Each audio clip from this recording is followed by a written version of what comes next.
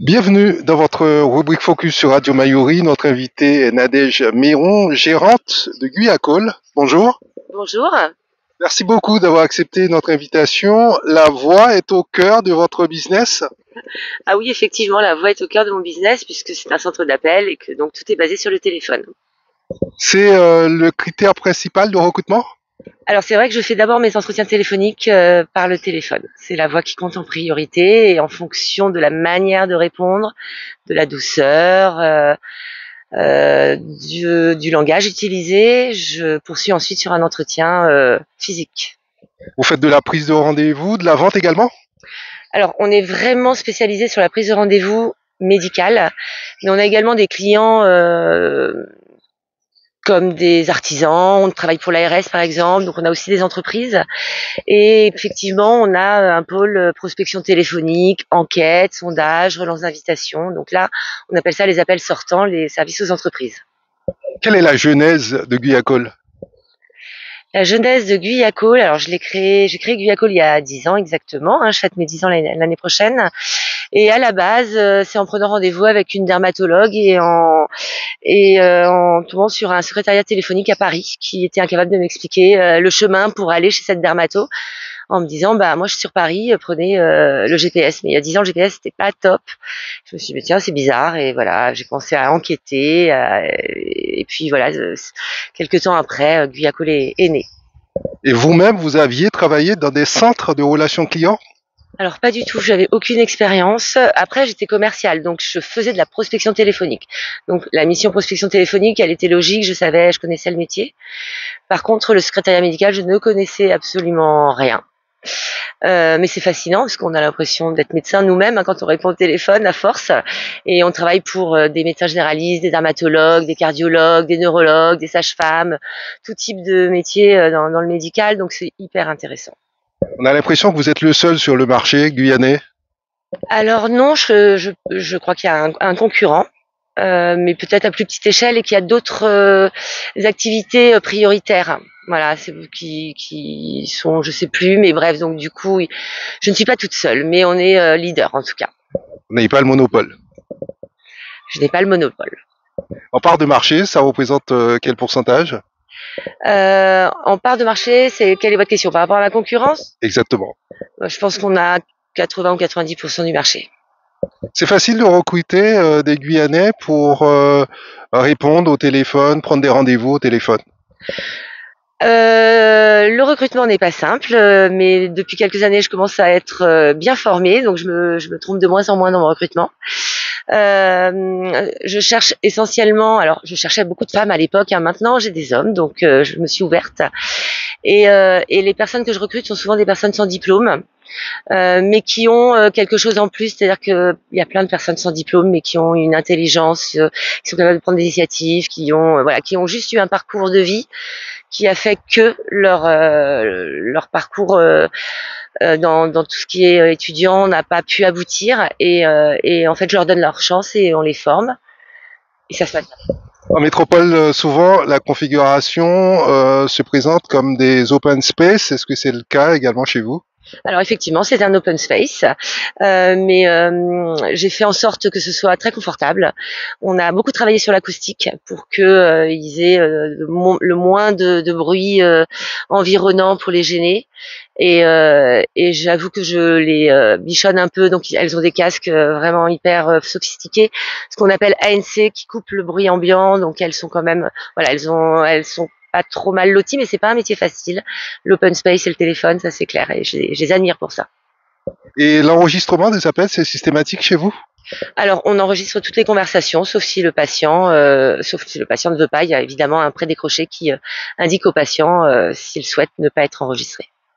Est-ce que Guyacol intervient également sur des crises, comme ça peut arriver, par rapport à un produit qu'il faut retourner ou autre?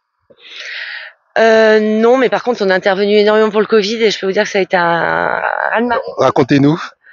Bah, ça a été terrible. D'abord parce nous aussi, on a eu des cas contacts, on a eu des personnes qui ont eu le Covid, donc plus d'absentéisme que d'habitude. Et surtout, on a eu des médecins qui ont dû Ils ont dû changer totalement leur manière de faire. Tous les médecins qui faisaient de la consultation libre, ce n'était plus possible. Donc on a dû trouver des solutions pour améliorer les consultations, pour que les patients ne se croisent pas. Mais il fallait quand même faire des consultations d'urgence, donc des consultations au jour le jour. Et on a réussi à mettre en place un super système qui perdure finalement maintenant. Alors, vous utilisez le téléphone, mais est-ce qu'il y a d'autres canaux de communication? Est-ce que vous êtes un centre omnicanal? Non, après on peut quand même proposer des enquêtes sur le terrain. Donc ça c'est un autre canal. Mais par contre, on a d'autres activités. On a également un centre d'affaires avec des bureaux totalement équipés, à louer, et salles de réunion. Donc, vous vous êtes diversifié pour mieux faire face, puis peut-être que vous aviez décelé d'autres besoins? Oui, effectivement. En fait, je me suis diversifiée en proposant la domiciliation. Donc, j'ai demandé un agrément à la préfecture que j'ai obtenu.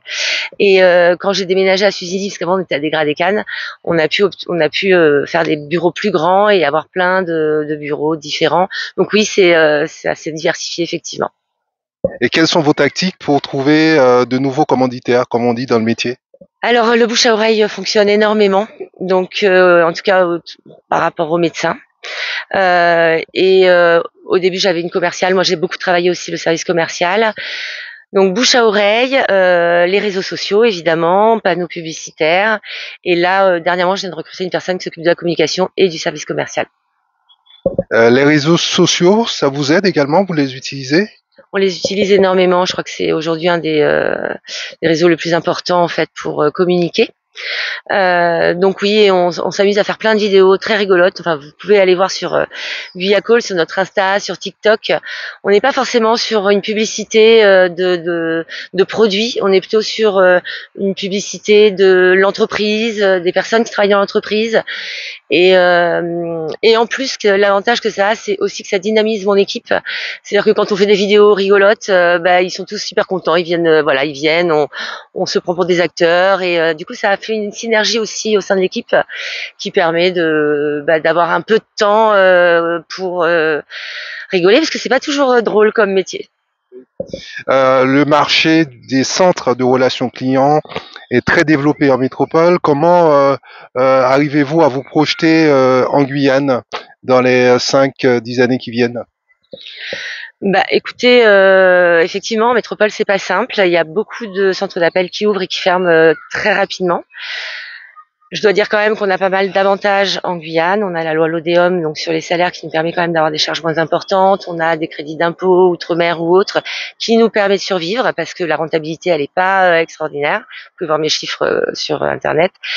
Mais comment je me vois dans 10 ans? On essaye de gagner le marché métropolitain parce que les médecins de Guyane qui repartent, on les garde. On en a 2 qu'on a gardés. Donc j'ai une personne en métropole qui fait les horaires de métropole le matin et on récupère les lignes l'après-midi. Donc on essaye de s'étendre petit à petit de cette manière-là. Guyacol, c'est un effectif de combien de collaborateurs? Alors là, on est 12 et j'ai 2 recrutements en cours. Donc l'activité, c'est de bon augure. Oui, franchement, ça fonctionne plutôt bien.